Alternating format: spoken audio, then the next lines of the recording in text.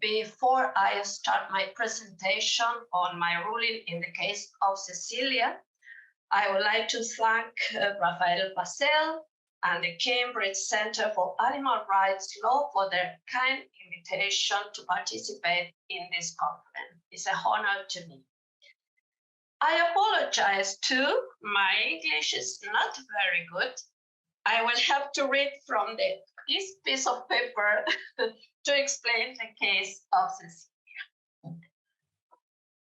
Well, I'll apologize for not being with you in person, but I am a criminal judge in Mendoza, Argentina. At this time of the year in Mendoza are fully working as it is winter here. Let me say first, I am not a specialist on animal law. I am a lawyer, as are all judges in my country, and I hold a postgraduate degree in criminal law. I have been working as a first instance criminal court judge for 23 years. Since I was a child, I have had a special connection with nature. My mother taught me to love the mountain. Mendoza is on the Andes in the Argentine western frontier with Chile, and to always enjoy the open air and have contact with animals. By the time the case of Cecilia was assigned to me, to my court, my knowledge about chimpanzees went no further than what Animal Planet and Nat Geo had offered to my curiosity. The writ of habeas corpus filed with my court on behalf of the chimpanzee Cecilia was a formidable challenge. It forced me to deal with very specific areas foreign to my academic education and the typical cases I had dealt with before. I will never forget the day when a local, no government organization, NGO called APADA, filed a petition in the legal form of habeas corpus asking me to order the transfer of Cecilia from the local zoo to an animal sanctuary in Sorocaba, Brazil. I was astonished. At the same time, and so were my staff. Full of hesitation and doubts, we decided that we could examine the petition in detail. From the start, I knew inside that I couldn't reject the petition in limine, but I will look into it with an open mind. I neither knew what procedural route I would choose to channel the petition, nor what decision I will make in the first place to get the process going, no under what legal theory and how I would ultimately decide the case. So, with my staff, we began to work on the first procedural steps we needed to take. It was clear that under a traditional reading of Argentine law, Cecilia was just a piece of movable property that belonged to the province of Mendoza. Therefore, my first decision was to notify the government of the habeas corpus petition and to hear the authorities of the Ministry of the Environment of the province, as well as the authorities of the state-run zoo where Cecilia was kept. They responded, raising procedural and substantive objections. I then decided to call the parties to pre-trial hearings. At one of those hearings, notwithstanding their previous move to have the case dismissed, the provincial authorities suggest transferring Cecilia to a private-owned zoo in the province of Rio Negro in Argentina, further south from Mendoza. Incidentally, it is worth noting that very recently, the High Court of Rio Negro ruled that a male chimpanzee by the name of Toti, that is kept in that zoo shall be transferred to the same animal sanctuary or from Sorocaba where Cecilia lives. I conducted 3 inspections to the zoo where Cecilia was kept. I inspected the premises, in particular the cage where Cecilia was kept, the surrounding areas, and her overall living conditions. In Mendoza, we have a desert climate with very low temperatures in winter and very high ones in summer. As a result of the inspection, I verified the following. Cecilia lived in deplorable conditions, in a cage with cement floors and walls, extremely small for an animal of her kind and size. Cecilia did not have blankets or hay to lie down on and had no shelter from inclement weather. Cecilia had to suffer from the noise and scream of the constant school visits and the general public. During my visit, I witnessed visitors playfully throwing things to her while zoo personnel just stood by. The cage barely got sunlight a few hours a day during the winter, and temperatures were lower than 0 degrees Celsius. When it snowed, the walls and floor of the cage froze. During the summer, Cecilia was exposed to high temperatures that some days were higher than 40 degrees Celsius, hitting the cement floor and walls. I could also verify a total lack of hygiene and that the cage had no water dispenser. Cecilia lived in absolute solitude. The cage had no green space or trees for her to exercise, no hardship, any toys to play with. At dusk in winter, when visitors left and the zoo closed, Cecilia was kept enclosed in a small, humid, dirty, and old room inside her cage, with the only relief from the cold provided by a small heater. It was shocking to see Cecilia live under these conditions. Having witnessed firsthand this appalling situation, I decided to hear expert testimony. I asked the government and the NGO to propose one expert of their choice each, and I appointed the third one. Each of the 3 experts was required to provide scientific evidence on the life of chimpanzees, on their environment, their custom and lifestyle, their feelings and emotions. Around that time, new provincial authorities were elected.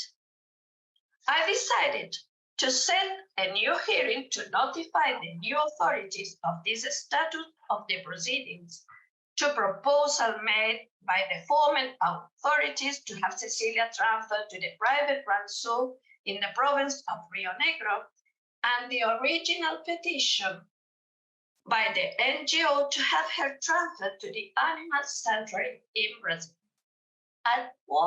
It was a big surprise to me to hear the new authorities agree to the transfers of Cecilia to Brazil and to commit to help to carry it out. However, in order to issue a legally valid ruling on the petition of habeas corpus before me, I had still to address the issue of Cecilia's legal nature. Assuming that, under a traditional reading of Argentine law, Cecilia was a property of the province. I instructed the provincial executive branch to draft and send to the legislator a bill whereby the province would donate Cecilia to the sanctuary in Brazil. My order was never acted upon. It became clear to me then that I had to render a final ruling ordering to transfer. The question was procedural. Should I grant the writ of habeas corpus? Should I consider the NGO filing as seeking remedy for the protection of the constitutional right that was violated? Whose constitutional right? The Attorney General of the province had claimed in his filing in response to the NGO petition that the writ of habeas corpus was not appropriate procedural route, since it is a remedy intended to protect the personal freedom of a human being. In his view, Cecilia was not a person, but just a thing. He also stressed that Cecilia's captivity was a legitimate decision of the province. The Mendoza Zoo was created in 1897 and it keeps various animal species. He explained that to protect the security of the people who work and visit the zoo, it is necessary that the animals, like Cecilia, be kept inside cages specifically built for each of the species. After reviewing one again the initial pleading, the government response, and the expert testimony, I drafted my ruling. In that draft decision, I held the following. The national constitution expressly acknowledged since 1994 the right to the environment. Section 41 reads, all inhabitants are entitled to the right to a healthy and balanced environment fit for human development in order that productive activities shall meet present needs without endangering those of future generations, and shall have the duty to preserve it. As a first priority, environmental damage shall bring about the obligation to restore it according to law.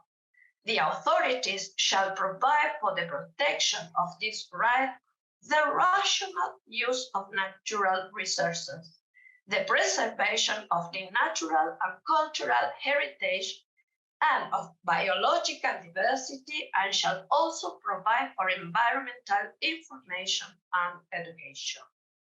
Section 43 of the Constitution, also after the reform of 1994, provides for an expedited remedy called amparo to protect the right of the environment. It considers it as a right of collective impact and recognizes broad legal standing to defend it before the judicial branch. Cecilia belongs to the natural heritage since she is an individual that is part of the fauna. Law number 22421 for the protection of fauna provides that every inhabitant of Argentina has the right, but also the duty, to protect wildlife. I reasoned that Cecilia is also part of the cultural heritage of the community. Therefore, under Section 41 of the Constitution, the authorities are compelled to afford her protection. The term authorities in Section 41 has been constantly construed in Argentina as including judge. The spiritual bond that links a community with the element of its heritage, whether this be natural or cultural, does not depend on the physical proximity, but on the intensity with which the relation is experienced and strengthened over time. So, even living in Brazil, her new home, Cecilia may continue being a member of our heritage if we all as a community intend to be so. Section 41 of the National Constitution provides that the authority shall provide for environmental information and education.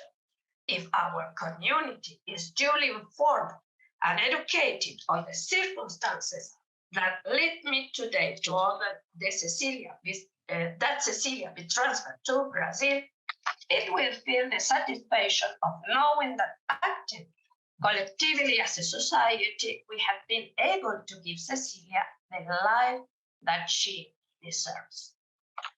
I based my decision in case law that holds that conservation and protection of the natural and cultural heritage are an integral part of the life quality of the inhabitant of our country.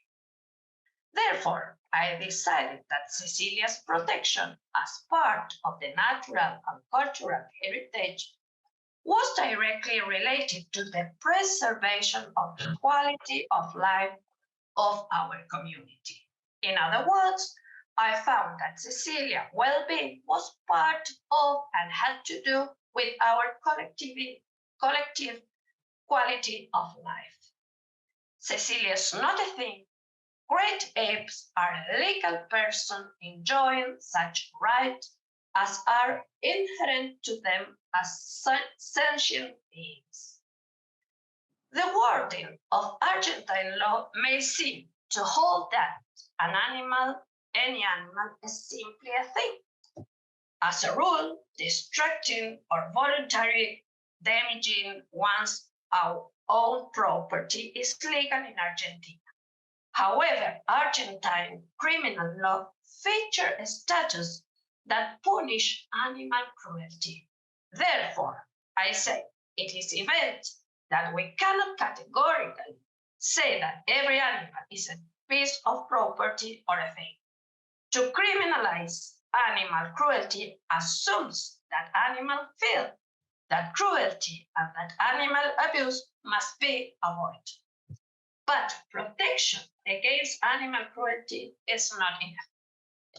Our failure to study the issue of the nature of great apes as non-human legal persons runs counter to our duty to preserve human dignity, since human dignity is largely dependent on the preservation of the ecosystem. Expert reports in the record provide the chimpanzees reached the intellectual capacity of a 4-year-old child and that they are sentient beings. Those same expert reports showed that in Argentina, it was not possible to give Cecilia the well-being that she deserved and that she had a legal right to. Under these circumstances, Cecilia transferred outside the country seemed the most suitable way for her as part of our heritage to continue her life under the condition she deserves. As regards the remedy chosen by the plaintiff petition of habeas corpus, my decision-making process went through 2 different stages. At first, I concluded that habeas corpus was not the appropriate remedy. I rather thought that my decision to transfer Cecilia to Brazil should be based on the above-mentioned environmental grounds. This is why in the first draft of my decision, I relied on National Environmental Policy Act 25625 of 2002 on its case law and on the provision of the Civil and Commercial Code in force since 2015. I pointed out that pursuant to Section 32, in cases involving the collective right to the preservation of the natural and cultural heritage, the court must effectively protect the general interest. In the same vein, I pointed out that Argentina's Civil and Commercial Code provides in Section 240 that individual rights over property may only be exercised respecting the collective impact rights, especially the collective right to enjoy the natural and cultural heritage. Following that line of reasoning, I drafted the final version of my ruling. There was only one thing left, and that was to put my signature on it. As I was about to do it, I decided to change my approach and include other lines of reasoning.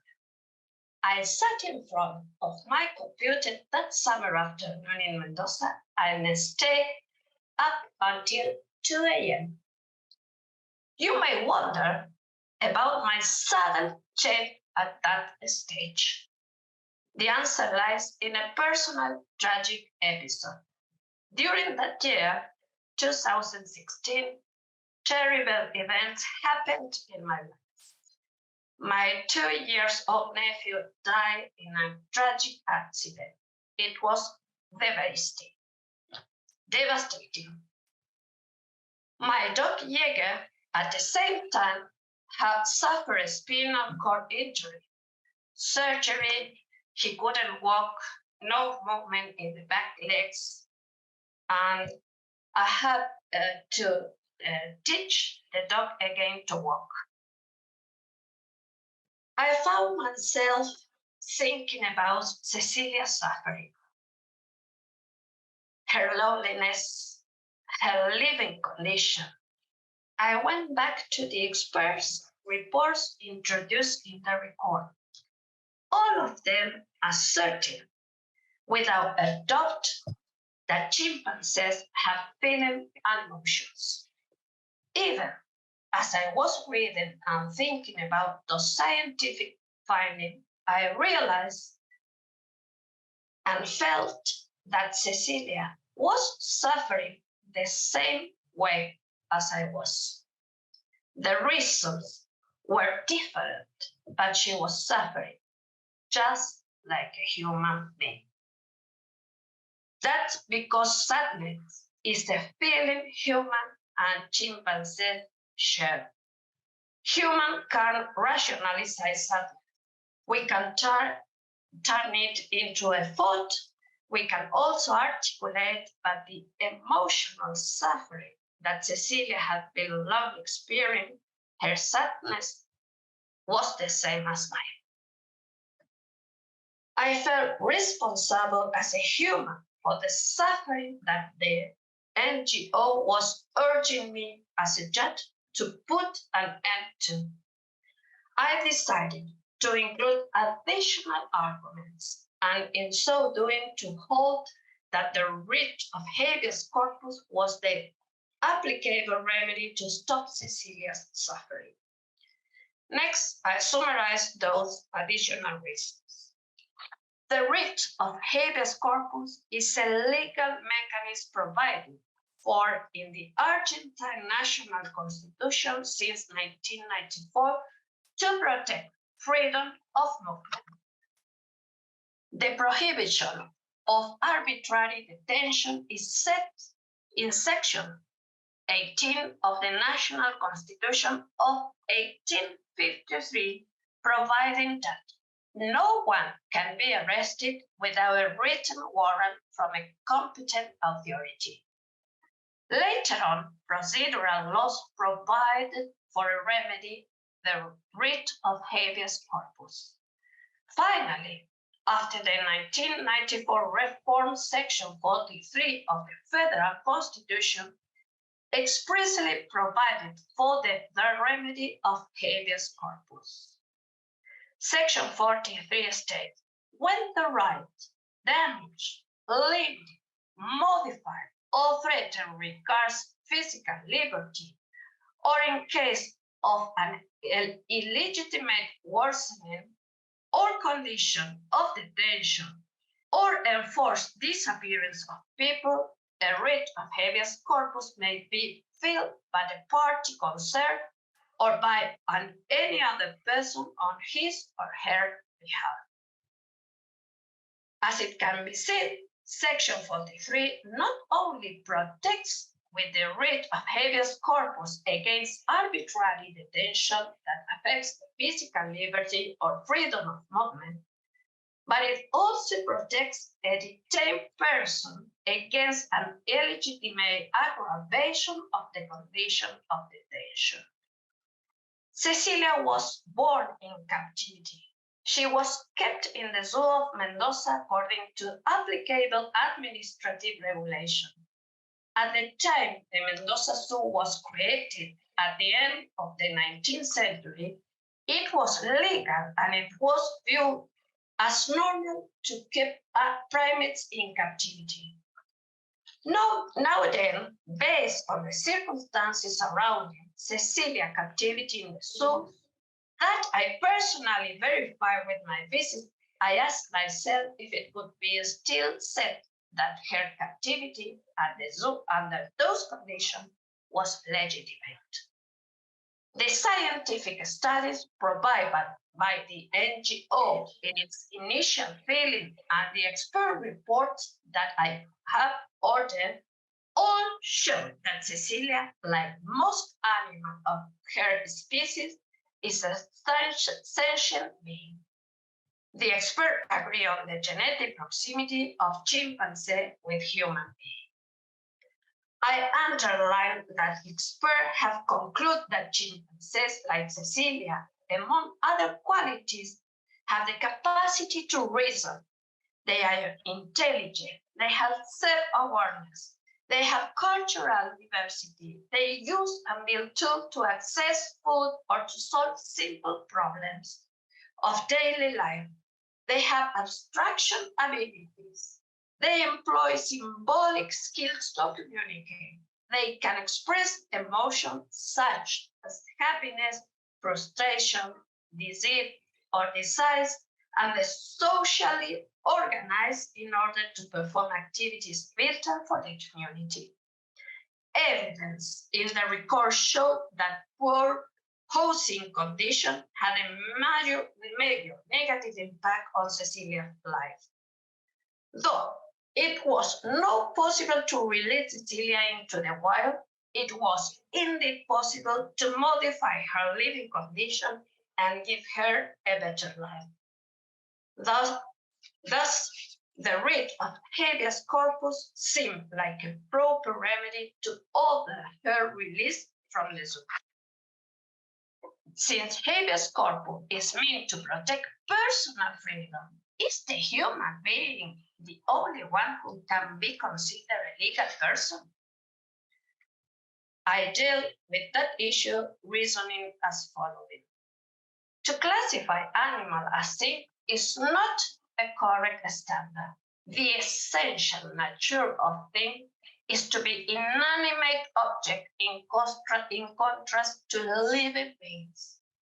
Animals are sentient beings, insomuch as they have basic emotions. A chimpanzee is not a thing, it's not an object that can be possessed like a car or a piece of real property. Great apes are legal persons with legal capacity but incompetent to act as it was proved by the evidence in this case that chimpanzees reach the intellectual capacity of a 4-year-old child. I reason that Cecilia is an ape, a non-human legal person subject of cataloging of certain fundamental rights. Once some administrative procedures were complete, Cecilia finally arrived in Sorocaba, Brazil, and today she is living with other chimpanzees that have become her family. Finally, I would like to quote the work of economic and social theorist Jeremy Rifkin. Rifkin urged us to reflect on our relationship with the planet. He tells us that in the year 1908, 85% of the earth was wild. Today, only 24% of the planet is wild, and humans are the youngest species. He goes on to say that we, humans, inspired by the ambition to dominate, have caused the extinction of his species. He warns that there is an emergency. We are facing extinction, and this requires us to think about our relationship with the planet, with our fellow human beings, and with all other species. We humans have a responsibility. It is not to possess nature and make nature to adapt us. We have to change our way. We have to adapt to nature and help create the possibility for us and the rest of the species to survive and thrive on Earth. Back to my ruling, I would like to underline that it was not only Cecilia's rights that were at stake, but in a broader sense, the right of nature to its own existence. And it is a right that we humans have to fight for, whatever our role in our community may be. Thank you very much for your time, for hearing me. And I hope you understand my worst English. Thank you very much.